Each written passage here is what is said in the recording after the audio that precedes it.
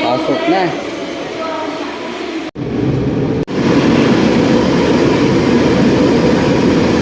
Ati tayo guys, filing na naman. Walang katapusang filing. Pagkatapos ng filing, business permit na naman tayo. Ganun talaga ang buhay ng isang paralegal.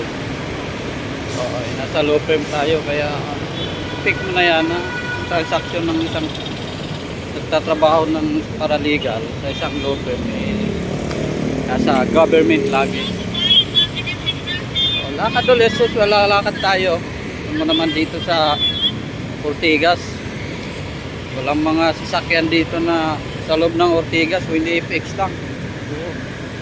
So, siyempre bago ka makarating ng Ortigas, MRT, maglalakad ka talaga. Tara, tayo sa Mega Mall na tayo. Ano kaya yan guys, no?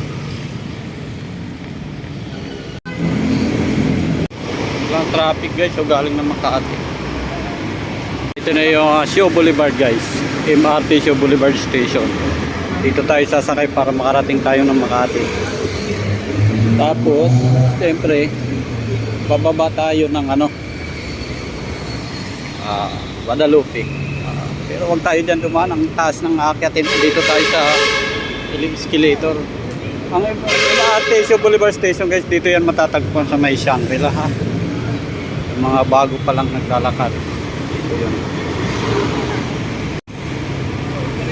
Kuha muna tayo ng ticket. May card naman ako, kaso wala na yatang load to eh. Kailangan na nataluran to eh. Kuha muna tayo. Bili muna tayo ng load. Guadalupe. Saglit na ko. Bagay galing lang kasi ng yung Boulevard eh. Pangatlong station lang eh. Paano tayo ng Guadalupe.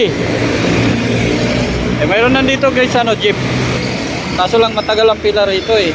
Ito yung papuntang munisipyo o City Hall ng Makati, tapos PRC, Delpan.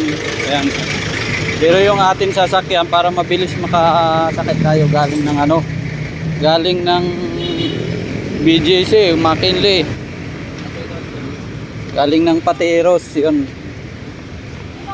Doon tayo sakay. Bilis, di ba? Wala pa isang oras, nasa Makati City Hall na tayo. Ayan, oh.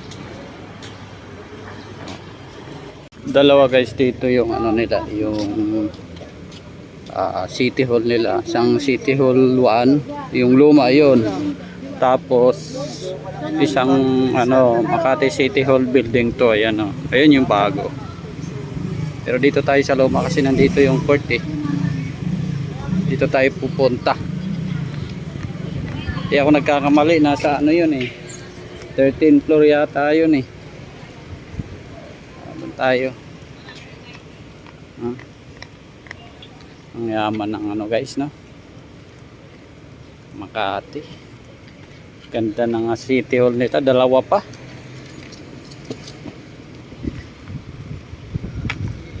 Develop na develop ang lugar nila. Tara.